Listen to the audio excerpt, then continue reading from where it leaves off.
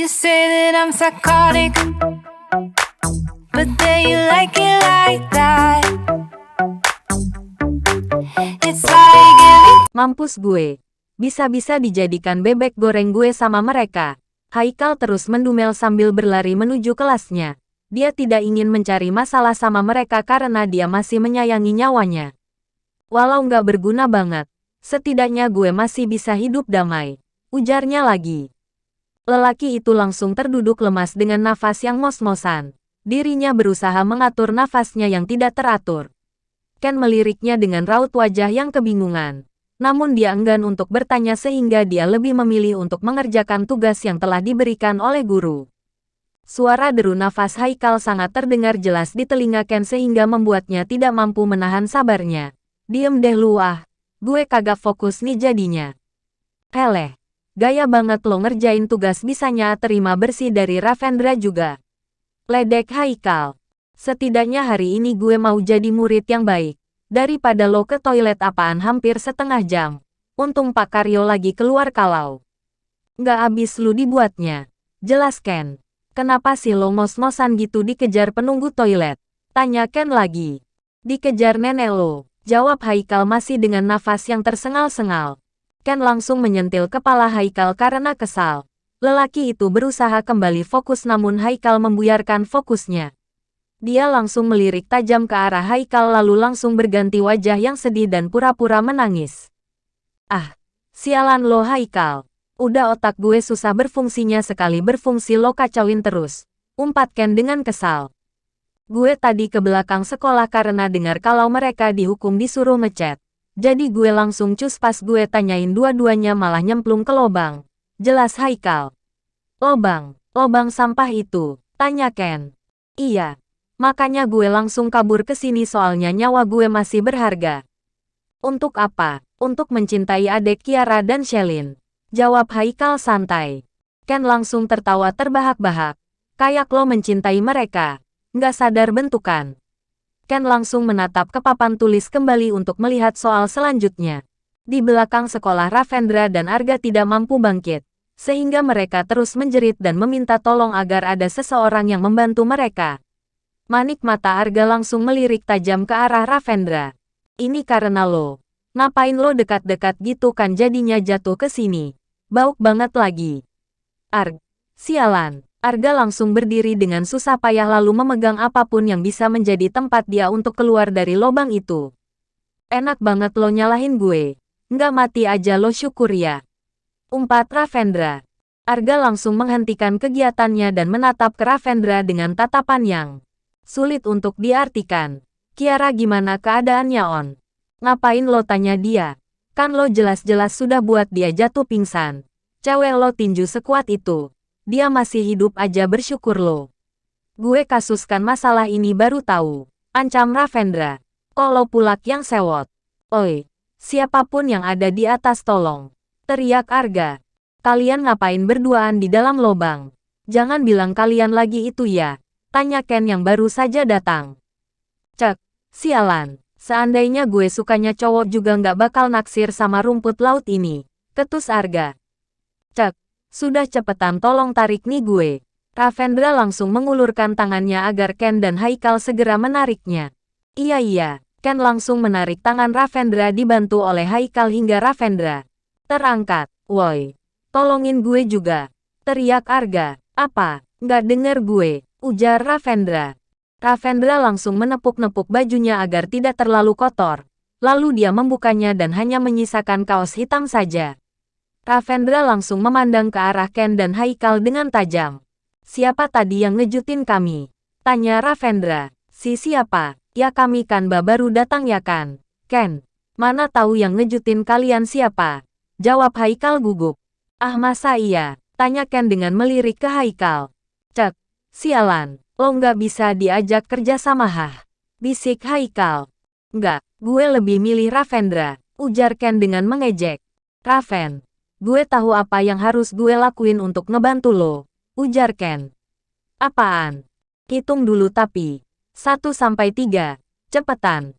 Perintah Ken. Dengan lugunya Ravendra mengikuti perintah dari Ken dengan wajah yang datar. 1, 2, 3. Ken langsung mendorong tubuh Haikal jatuh ke dalam lubang itu juga bersama dengan Arga, membuat Ravendra membulatkan matanya dan menatap Ken tidak mengerti. Dia yang ngejutin kalian, jawab Ken dengan tertawa terbahak-bahak. Ken sampai memegang perutnya, dan masih terus tertawa sedangkan Haikal mengumpat dan mengutuk Ken berulang kali. Kini dirinya yang terjebak oleh Arga di dalam lubang itu. Ravendra mengulumkan senyumannya. Oh jadi lo biang keroknya. Iya. Iya udah kolaborasi aja kalian berdua di dalam lubang itu. Ravendra. Ah nggak seru lo. Kan gue udah nolongin lo. Ayolah tolongin gue. Ken tolong. Teriak Haikal. Ravendra langsung menyeringai dan meninggalkan mereka bertiga. Sedangkan Ken hanya menatap mereka dari atas lalu mengambil ponselnya untuk merekam wajah Haikal dan juga Arga. Cek. Sialan. Sempat lo rekam abis lo gue buat. Ancam Arga. Arga kapan lagi coba lo seperti ini hah? Lelaki idaman satu sekolah lagi bermain dengan bahagianya. Ujarnya tertawa. Cek. Awas ya lo Ken. Abis lo gue buat. Cam Haikal. Bodoh amat. Gue punya backingan. Jawab Ken. Tarik gue. Sialan. Teriak Haikal. Iya. Sabar napadah. Ken langsung memasukkan kembali ponselnya ke dalam saku celana dan menarik tangan Haikal hingga lelaki itu terangkat. Setelah itu mereka secara bersama-sama menarik tubuh Arga. Jam pelajaran telah selesai kini semua siswa keluar dari dalam kelas. Begitupun dengan Ravendra yang berjalan menelusuri koridor sekolah menuju parkiran. Tubuhnya terasa sangat sakit sekali. Kini dia ingin segera pulang untuk beristirahat. Dia melirik ke belakang untuk melihat Kiara. Dia tidak ingin wanita itu pulang menggunakan taksi. Dia menunggu cukup lama hingga terlihat sudah kosong dan tidak ada siapapun. Cek, kemana si anak itu? Ditungguin malah nggak kelihatan. Jangan salahin gue lagi kalau lo gue tinggal. Ravendra langsung meninggalkan tempat itu dan memasuki parkiran. Dia membuka pintu mobilnya setelah memastikan tidak ada Kiara terlihat di pandangannya. Dia langsung duduk di kursi kemudi dan meletakkan tas di kursi belakang namun dia langsung terkejut dan mencampakkan tas itu ke arah Kiara yang menatapnya. Ah, sialan. Kenapa lo tiba-tiba ada di sini hah? Untung gak lepas jantung gue. Ujar Ravendra dengan kesal. Lah, gue nungguin Kak Raven dari tadi di sini. Lama banget sih. Gue nungguin lo di sana. Rupanya udah enak-enak lo di sini. Sungut Ravendra.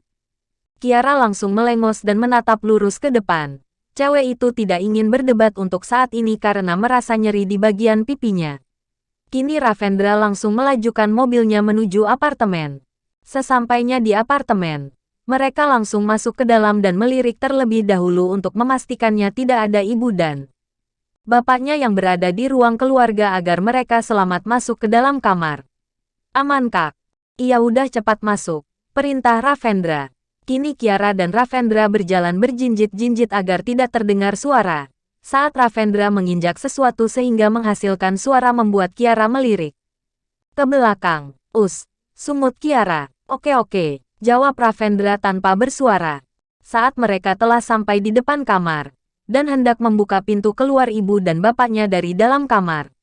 Kiara dan Ravendra langsung menatap ke mereka dan tersenyum gugup. Kiara. Ravendra. Kenapa jalannya begitu? Tanya Nelly. Ibu, enggak apa-apa lagi latihan aja karena mau ada pentas seni di sekolah. Jawab Kiara.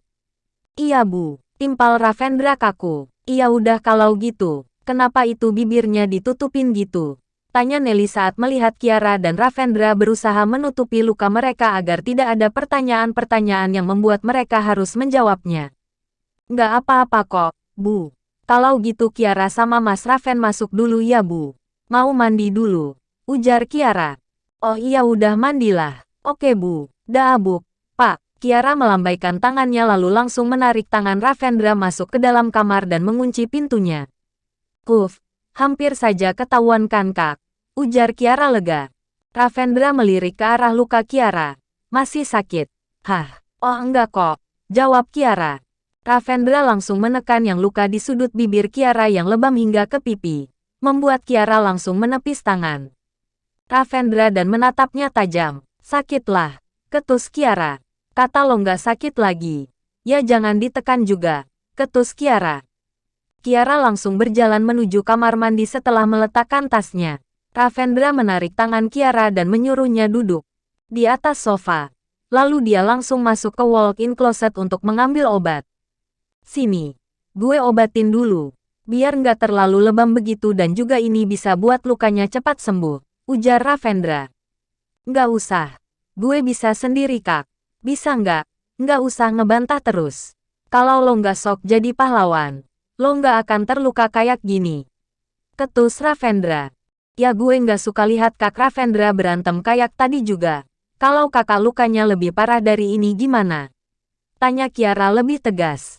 Kenapa lo mikirin gue? Ya karena kakak suami Kiara. Jawab Kiara dengan menunduk. Ravendra mengulum senyumannya dan mengangkat wajah Kiara agar menatapnya. Gue nggak akan terluka seperti yang lo bayangin. Jadi hentikan sikap lo ini ya. Bisa. Kalau kakak juga nggak berantem lagi. Cek. Bantah aja terus.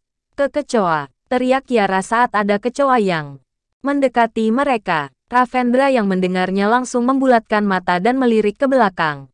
Ternyata yang dikatakan oleh Kiara benar adanya. Jika ada kecoa besar sedang mengarah ke mereka. Lelaki itu langsung berdiri menarik tubuh Kiara untuk dipeluknya.